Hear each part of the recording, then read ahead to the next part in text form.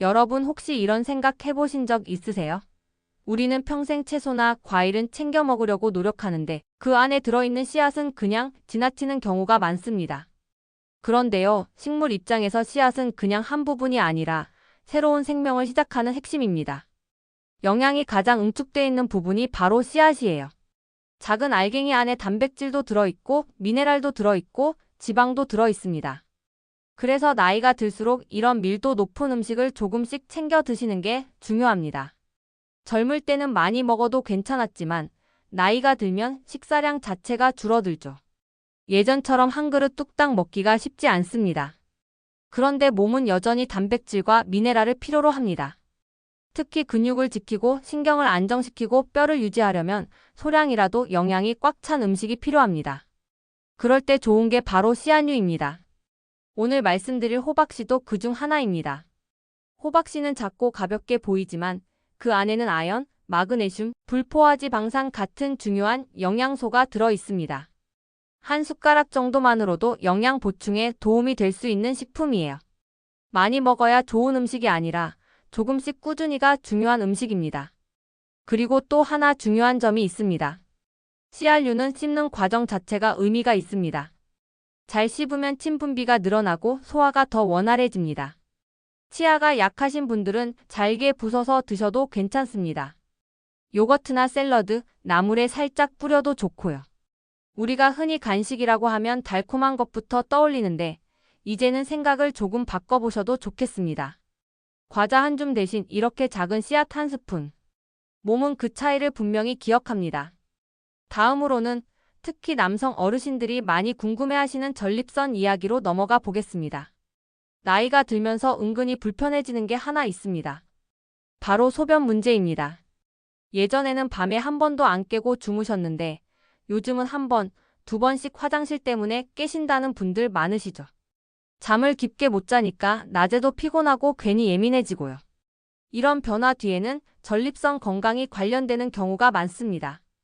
호박씨에는 아연이라는 미네랄이 풍부하게 들어 있습니다. 아연은 남성 호르몬 대사와 전립선 기능 유지에 중요한 역할을 하는 영양소입니다.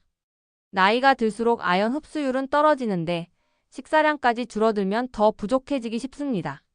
그래서 일부 어르신들은 영양제로 따로 챙겨 드시기도 합니다. 그런데 꼭 영양제로만 해결할 필요는 없습니다. 음식으로도 충분히 보완이 가능합니다. 호박씨는 아연이 비교적 풍부한 씨앗류라서 꾸준히 소량씩 드시면 전립선 건강 관리에 보조적인 도움이 될 수 있습니다.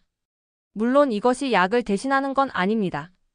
이미 치료를 받고 계신 분들은 계속 병원 진료를 받으셔야 합니다. 다만 일상에서 할 수 있는 작은 관리 방법이라는 점에서 의미가 있습니다. 또 하나 중요한 점은 염증입니다. 전립선이 불편해지는 원인 중 하나가 만성적인 염증인데 호박씨에 들어있는 불포화지 방산과 항산화 성분이 염증 완화에 도움을 줄 수 있습니다. 아주 극적인 변화라기보다는 몸의 균형을 조금씩 맞춰주는 역할이라고 이해하시면 좋겠습니다. 밤에 자주 깨는 것이 단순히 나이 탓이라고만 생각하지 마시고 식습관도 한번 돌아보셔도 좋겠습니다. 과하게 맵고 짠 음식은 줄이고 이렇게 부담 적은 씨앗류를 간식처럼 활용해 보시는 겁니다. 다음으로는 자다가 다리 저리거나 쥐가 나는 분들 이야기를 해보겠습니다.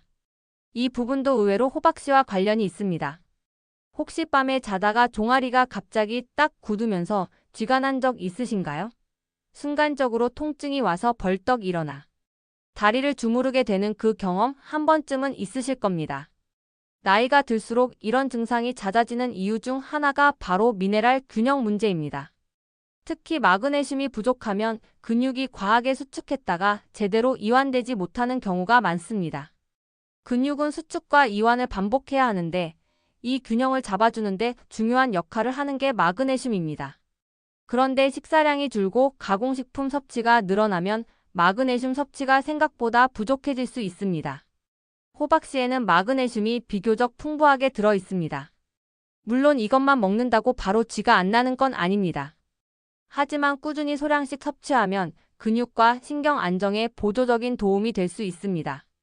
특히 운동량이 줄어든 어르신들, 혈액순환이 예전 같지 않다고 느끼는 분들께는 작은 변화가 쌓여서 차이를 만들 수 있습니다. 또 하나 생각해 볼 부분은 혈액순환입니다. 호박씨에 들어있는 불포화지 방사는 혈관 건강을 돕는 역할을 합니다. 혈액 흐름이 원활하지 않으면 근육 피로가 쉽게 쌓이고 밤에 통증이나 저림으로 이어질 수 있습니다. 이런 점에서 CRU는 단순한 간식이 아니라 몸의 기본 균형을 지켜주는 식품이라고 보셔도 좋겠습니다. 다리 저림이 단순히 나이 들어서 그런가 보다 하고 넘길 일이 아닐 수 있습니다. 음식에서 조금씩 보완해 보는 것 생각보다 중요합니다. 다음으로는 잠이 얕아진 분들을 위한 이야기를 이어가 보겠습니다. 호박씨와 수면이 어떻게 연결되는지 말씀드리겠습니다. 요즘 들어 잠이 얕아졌다는 말씀 많이 하십니다. 예전에는 머리만 대면 푹 잤는데 이제는 자다가 자주 깨고 새벽에 한번 깨면 다시 잠들기가 어렵다고 하시죠. 이런 변화가 단순히 나이 때문만은 아닐 수 있습니다. 우리 몸 안의 영양 균형도 영향을 줍니다. 호박씨에는 마그네슘뿐 아니라 트립토판이라는 아미노산도 들어 있습니다. 트립토판은 우리 몸에서 세로토닌을 거쳐 멜라토닌으로 이어지는 과정에 관여합니다. 멜라토닌은 흔히 수면 호르몬이라고 불리는 물질입니다. 물론 음식 하나로 멜라토닌이 갑자기 확 늘어나는 건 아닙니다. 하지만 필요한 재료를 조금씩 공급해주는 역할은 할 수 있습니다. 또 마그네슘은 신경을 안정시키는 데 도움을 줍니다. 몸이 긴장 상태에 있으면 잠이 깊어지기 어렵습니다. 특히 낮에 스트레스가 많거나 몸이 늘 피곤한 분들은 밤에도 완전히 이완되지 못하는 경우가 있습니다. 이런 분들에게는 소량의 CRU가 신경 안정에 보조적인 역할을 할 수 있습니다. 중요한 건 양입니다. 많이 먹는다고 더 좋은 건 아닙니다. 오히려 늦은 밤에 과하게 드시면 소화에 부담이 될 수 있습니다. 작은 숟가락 하나 정도 또는 요거트나 샐러드 위에 살짝 뿌려 드시는 정도면 충분합니다. 과자 대신 이런 선택을 해보는 것, 그것이 차이를 만듭니다. 잠은 보약이라는 말이 있습니다. 그런데 그 보약을 만드는 재료는 결국 우리의 식탁에 있습니다. 거창한 건강식이 아니라 이렇게 작은 씨앗 한 스푼이 도움이 될 수 있습니다. 다음으로는 혈관과 콜레스테롤 이야기로 이어가 보겠습니다. 건강검진표 받아보시면 제일 먼저 보는 게 혈압, 콜레스테롤 수치 아니신가요? 숫자가 조금만 올라가도 괜히 걱정이 됩니다. 특히 중년 이후에는 혈관 건강이 전체 몸 상태를 좌우한다고 해도 과장이 아닙니다. 심장, 뇌, 신장까지 다 혈관을 통해 연결되어 있으니까요. 호박씨에는 불포화지 방산이 들어 있습니다. 우리가 흔히 좋은 지방이라고 부르는 성분입니다. 이 지방은 혈관 벽에 부담을 주는 포화지 방과는 다르게 콜레스테롤 균형을 잡는 데 도움을 줄 수 있습니다. 물론 기름진 음식처럼 많이 먹는다는 개념이 아닙니다. 아주 소량이지만 꾸준히 섭취하는 것이 핵심입니다. 또 하나 주목할 점은 항산화 작용입니다. 나이가 들수록 몸 안에 산화 스트레스가 쌓이기 쉽습니다. 이게 쌓이면 혈관 탄력이 떨어지고 염증 반응이 늘어날 수 있습니다. 호박씨에 들어있는 비타민 E와 식물성, 항산화 성분이 이런 부분을 완화하는 데 보조적인 역할을 할 수 있습니다. 다만 꼭 기억하셔야 할 게 있습니다. 호박씨는 건강 보조 역할이지 혈관 질환을 치료하는 약은 아닙니다. 이미 고혈압이나 고지혈증으로 약을 드시는 분들은 절대 중단하시면 안 됩니다. 음식은 기본을 다지는 역할이라고 생각하시면 정확합니다.